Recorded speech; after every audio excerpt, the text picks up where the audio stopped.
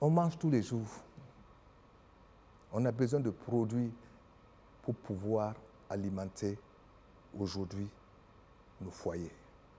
Ce que nous produisons même ne suffit même pas. Sinon, vous pensez que pourquoi le président va prendre autant de tracteurs, mettre à la disposition des populations pour les irriguer et pour, comment on les appelle, élaborer ces champs à la disposition des gens. C'est parce qu'il y croit. Et moi, j'y crois. Il y a quelques mois, il y a quelques années, pour vous dire que le maïs coûtait plus cher que le riz. On a connu au Burkina. Aujourd'hui, dites-moi, quel paysan va vous dire au village que le maïs est cher? On a connu le maïs à 40 000, 35 000. Voilà pourquoi les gens ne parlent pas de ça. Il y a encore des localités du Burkina où c'est plus compliqué. Hein? Les zones rouges... Mais ils sont ravitaillés. Mais déjà, avant, même à Ouaga, vous payez le sac de maïs à combien? Les gens préféraient payer le riz au maïs. Aujourd'hui, il n'y a pas eu de flambée de prix pendant cette soudure. J'aurais préféré qu'on dise, ah, le gouvernement a fait des efforts, voilà, voilà. Mais quand les gens parlent de Ouayi, ils savent où ils trouvent leurs intérêts. S'ils peuvent payer un sac de maïs moins cher qu'ils le payaient il y a quelques années, pourquoi il ne va pas le soutenir? S'il peut amener sa femme de soigner, pourquoi il ne va pas être là-bas? Avec le SMIC aujourd'hui, tu as de quoi payer un scanner. Ce qui n'était pas le cas.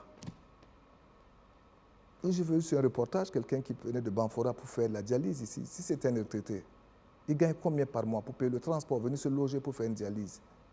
Bon sang, on n'a qu'à avoir quand même de la vertu dans la vie. Et je pense qu'il y a des choses qui sont faites, qui sont positives. Et le Burkina, c'est pour tout le monde. Et ce que ce président a fait là, ce n'est pas pour lui. C'est parce qu'il a de l'amour pour son pays. Mais quand vous prenez les détenus qui vont faire la production sur 500 tonnes et sur 500 hectares, mais vous pensez que ce maïs-là va rester? Moi, je peux vous dire non. Il y a Brafaso qui arrive, qui va créer de l'emploi, qui va aussi produire. Il faut qu'on ait une vision. Il ne faut pas qu'on soit là à parler comme si tout était juste. Il fait de la guerre, c'est vrai. Il développe le pays, c'est vrai. On demande à Dieu le Tout-Puissant d'accompagner les Burkinabés. Sur la question de l'industrialisation, c'est vrai que c'est une option, mais ça crée un peu partout. Hein. Il y a ces projets de création d'unités de transformation, ça et là, notamment à travers l'APEC. Il y a vous qui êtes là et d'autres opérateurs. Est-ce qu'on ne risque pas de se trouver avec un problème de marché? Non. Parce que presque tout le monde peut-être feront la même chose. Non, je peux vous donner une explication. Vous avez combien de foyers au Burkina? Si aujourd'hui, il y a des foyers qui n'ont pas le droit ou les moyens d'avoir une tomate, si aujourd'hui à 100 francs ils peuvent avoir la tomate, ils seront heureux. Pour vous dire,